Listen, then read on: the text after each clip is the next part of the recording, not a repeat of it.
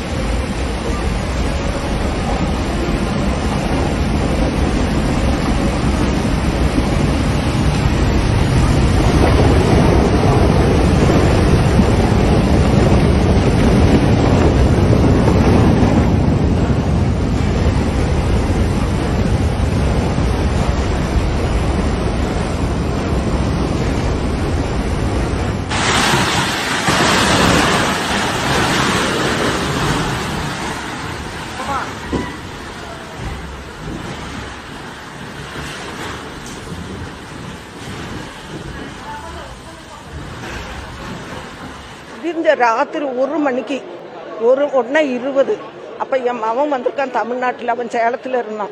அவன் வந்து ஒரு ரூமில் படுத்திருந்தான். படுத்திருக்கும்போது சத்தம் கெட்டது. நம்ம கட்டில் படுத்திருக்க கட்டில் அப்படியே நடுங்குது. ஏனமெல்லாம் அப்படியே பாத்திரமெல்லாம் நடுங்குது. அப்போ என்ன பண்ணா, அம்மா என்னமோ ஒரு சத்தம் கேட்குது, அப்பாவும் நீங்களே எந்திரிங்க அப்படின்னா. நாங்கள் எழுந்திரிச்சு பார்க்கும்போது இது செவுறு இடிஞ்சு தண்ணி வருது வீட்டுக்குள்ளார. மண்ணும் மரமும் கல்லும் எல்லாம் வருது. அதுல இவன் பிடிச்சி இழுத்து எங்களை வெளியே அப்பாவும் அம்மாவும் 2 கையிலையும் அம்மாவும் கூட்டிக்கிட்டு ஓடுறான். மலை ஏறி ஒரு மட்டம் இருக்குது. அந்த மட்டத்துல போய் விடிய நனைஞ்சுக்கிட்டு நிக்கிறோம் நாங்க மலையில. மவராசன் 2 பேரு ஆம்பளைங்க வந்து, அக்கா நீங்க இந்த வழியே வாங்க அப்படின்னு கூட்டிகிட்டு போகும்போது ஒரு வீட்டுல கொண்டு போய் விட்டாங்க. அப்புறம் வண்டி கொண்டு வந்து இங்கே கொண்டு வந்து விட்டாங்க பள்ளிக்கூடத்தில். என் பொண்ணு வந்து கல்யாணம் பண்ணி கொடுத்து 2 வருஷம் ஆச்சு வயநாட்டில் சூரர் மலையில். ஆனால் நிலச்சரிவு ஏற்பட்டு என் பொண்ணு, பையன், மாப்பிள்ளை, பேத்தி, அவங்க ஃபேமிலி எல்லாமே இறந்துட்டாங்க. கேள்விப்பட்டு நாங்கள் போய் ஹாஸ்பிட்டலில் பார்த்து எங்களுக்கு கொண்டு வர முடியாத சூழ்நிலையில் அங்கேயே வந்து எல்லாமே எரியூட்டு பண்ணிவிட்டு நைட்டு 1 மணிக்கு அங்கேருந்து கிளம்பி இன்னைக்கு காலையில் தான் இங்கே வந்தோம்.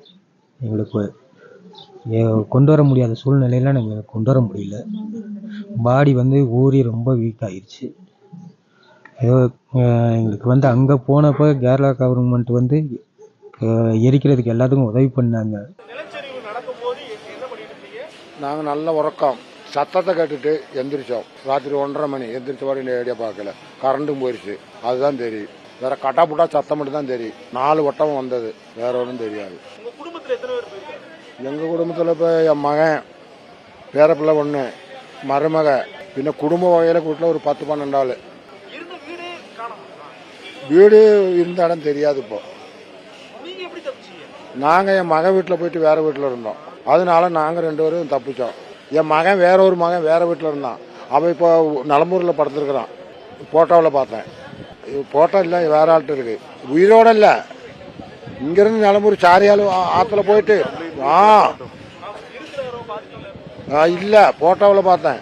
மொபைல் போன்ல அதவன இன்னொருத்தனும் அங்கே இருக்கு.